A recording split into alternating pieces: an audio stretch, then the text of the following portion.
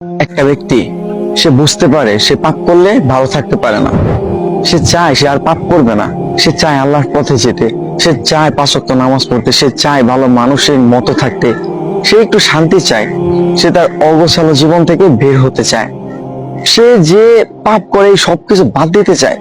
কিন্তু এরপরও মানুষের ধোঁকা, নিজের পরিবেশ, শয়তানের ধোঁকা, নিজের নফসের ধোঁকা, এই সবকিছু মিলে পাপ করে ফেলে। জানেন, এরকম অনেক ব্যক্তি আছে যারা এই অবস্থার মধ্যে আছে যে সে পাপ করতে চায় না, সে পাপের মধ্যে যেতে চায় না, কিন্তু এরপরও নফসের ধোঁকা, শয়তানের ধোঁকা, আজে বাজে মানুষদের সাথে মিশে বিভিন্ন ধোঁকায় পড়া, এই সবকিছুর কারণে সে পাপ করে ফেলে, সে ভুল করে ফেলে। কিন্তু একটা মানুষ সে যখন ভুল করবে, আবার তওবা করবে, আবার ভুল করবে, আবার তওবা করবে, এই মানুষটা যদি এইভাবে চালায় যাইতে থাকে এবং একটা সময় গিয়ে হয়তো আল্লাহ তাআলা চাইলে সে একদম পাপ থেকে মুক্ত হয়ে যাবে, সে একদম ভালো হয়ে যাবে। একটা সময় সে একদম পাপ ছেড়ে দিবে। একটা মানুষ সে পাপ করতেছে, কিন্তু সে যে পাপ করতেছে এটা সে ভাবতেছে না, এটা ভুলটাকে সে ভুল মনে করতেছে না, পাপটাকে সে পাপ মনে করতেছে না। সে একটা খারাপ কাজ করতেছে, সে পাপ করতেছে, তার কাছে মনে হচ্ছে না যে এটা ভুল, এটা খারাপ, এটা পাপ, আল্লাহ তাআলা এটা অপছন্দ করেন, আল্লাহ তাআলা এটা থেকে দূরে থাকতে বলছে।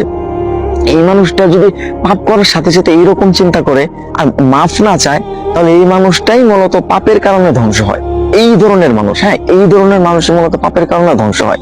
কিন্তু যেই মানুষগুলা পাপ করে আবার আল্লাহ তাআলার কাছে মাফ চায়, সে পাপের জন্য তওবা করে, সে আল্লাহ তাআলার দিকে ফিরে যেতে চায়, এই ধরনের মানুষ ইনশাআল্লাহ একটা সময় গিয়ে সে ধীরে ধীরে ধীরে ধীরে যখন পাপ করে আবার আল্লাহ তাআলার কাছে মাফ চায়, তখন এই যে তার এইভাবে চলতে থাকে, তখন না সে একটা সময় গিয়ে বুঝতে পারে যে আসলে পাপ করার যে খারাপ প্রতিক্রিয়াগুলো আছে সেইগুলা কি।